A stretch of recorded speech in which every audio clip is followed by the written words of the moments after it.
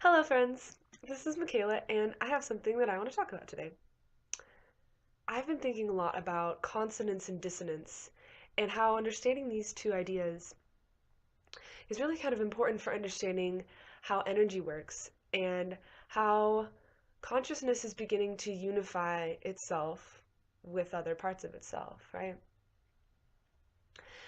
And so, if you know anything about energy, you've probably kind of heard that energy moves in channels, right? So you can imagine a river, and if you've ever seen a river from above, they like zoom out on it, and it's got like, I don't know, barriers, like the edges, like the river banks, and then the water kind of moves in there and it does whatever it wants inside that channel. So moving up and down. So you can imagine energy. Water is a really good way of visualizing how energy works because you can kind of imagine flow, right? Things flowing into each other. So if everything's moving together, you've got nice channel, the water's moving in one direction. It's like, great, here we are going full speed ahead. But now imagine like a fork in a river, right? And you've got two different speeds of water joining together and they come into like a bigger channel, right? And so when these two speeds of water collide with each other, it's two different speed of flow, right? And so they're going to kind of bump into each other and create a bunch of like eddies and like, like ripples, and they'll like, kind of overlap, bump up against each other and create kind of like a slower area overall compared to like what the end, like the big flow of the river is, right? It's going to slow down the speed of the river overall when these two channels like hit into each other. So that's what I started, that's when I started to understand how consonance and dissonance really work on an energetic level. So when things are dissonant with each other, it can cause all sorts of problems, right? And it's all kind of coming from this misalignment, right? These two different speeds of things that are hitting up against each other. And so like the water, if you were sitting right there in that like in that eddy, that part where the water is all hitting up against each other, there's going to be all these rapids.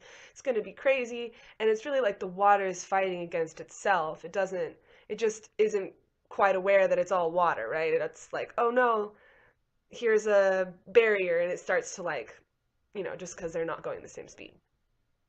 So that kind of thing is happening all over the place with thoughts, right? So if someone is consciously aligned with love and they're trying to practice that every day and they're going out and being their self as much as possible, you're going to probably clash and make people angry or upset or confused, but you're going to clash with people that are moving at a different speed, that are vibrating at a different speed. So you get these people that are grounded in anger and anxiety, and they, it's sometimes really hard to talk to people like that when they're really solidified in self-hate and you're solidified in self-love, and you like try to have like a connective experience with them, or you're just trying to talk to them and it ends up being just really uncomfortable. And sometimes I'll like talk to these people and I have no idea, like the conversation should be perfectly normal, but it feels like pulling teeth, and I would get these like horrible feelings from it, and then I started to realize, I'm like, oh, okay, it's because like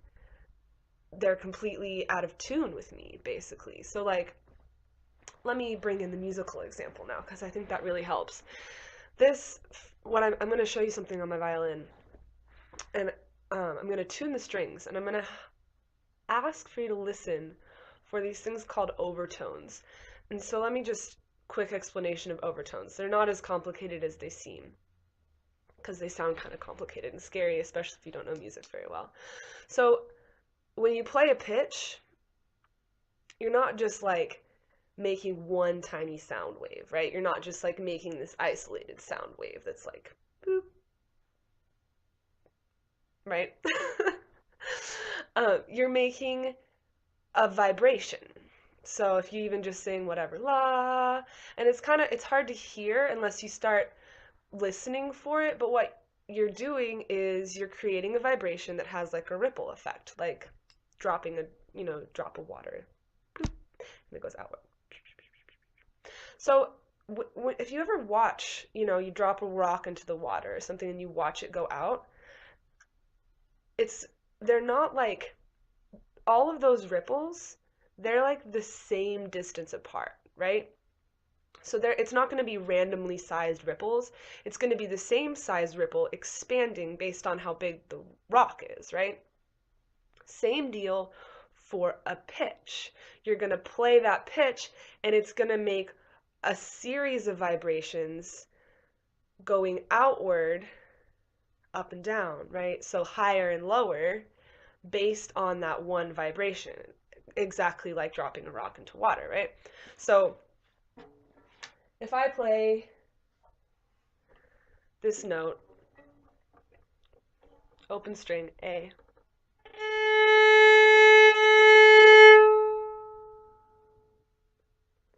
now you probably just heard the one pitch, and if you're a musician, you might have heard the overtone just for that singular pitch. I don't know if the microphone's good enough to pick it up. I heard it in just because I'm playing my violin right here in my ears, and I'm used to hearing these overtones.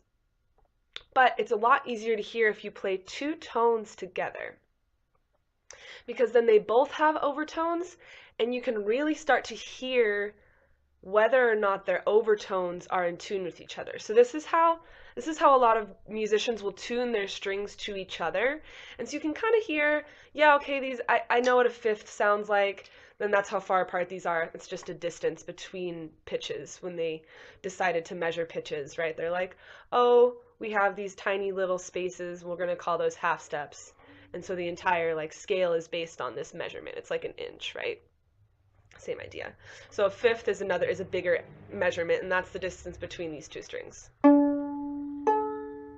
It's a fifth. So you can just kind of get used to how a fifth sounds like, but it's going to be much more reliable, and you'll get a much better tuning if you listen to the overtones and see if they're in tune with each other, because then you can get it a lot more exact. So let's see if I'll just play this and I'll see if you can hear it.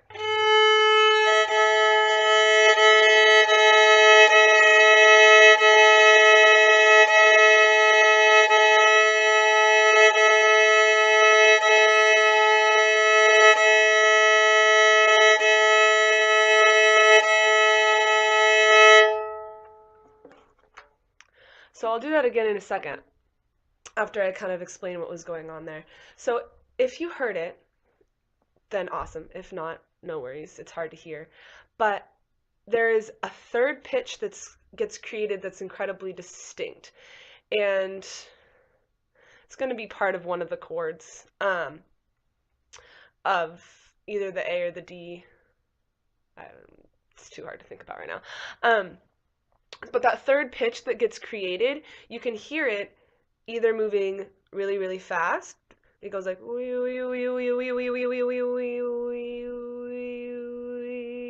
and kind of settles in.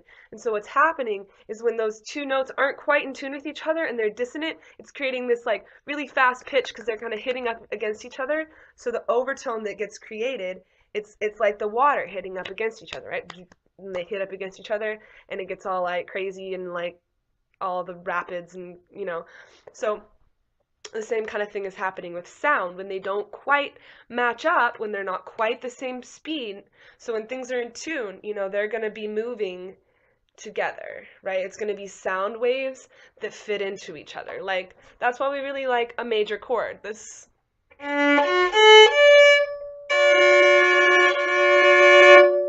we really like how that sounds because all the notes fit into each other. All the sound waves are like, yay, let's be together.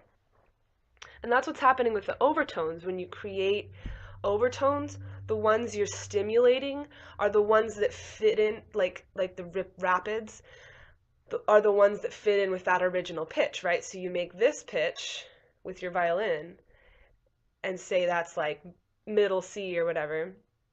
You're going to stimulate all the notes in the C major chord, bum, bum, bum, bum, bum, this very mathematical space apart from each other. They're all going to be like, oh, yay, ripples, and then let's all make sound, right? So that's kind of what's happening there. I'll play it one more time and see if you can hear that third pitch. It's gonna start. I'm gonna start with them out of tune, and then it'll be going kind of fast, like wee wee wee wee wee wee wee wee wee, and then once it gets in tune, it's gonna go wee wee wee wee wee wee wee wee wee, and slow down, and it'll be more in tune with the other two strings too. So it's harder to hear at the end. Starting out of tune.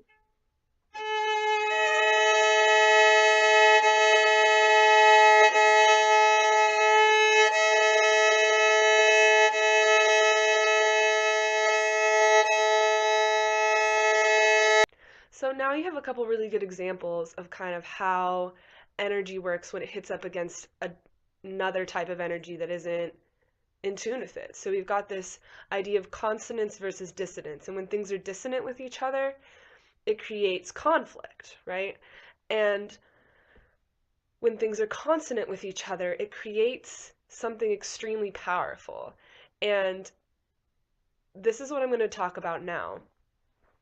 So when these thoughts are, when they're in tune with each other, say you're at a concert with like people you really love and you're all hanging out and you're dancing together and you're watching the same music, you're like hearing the same music and you're all involved in it and you're like, tuned in.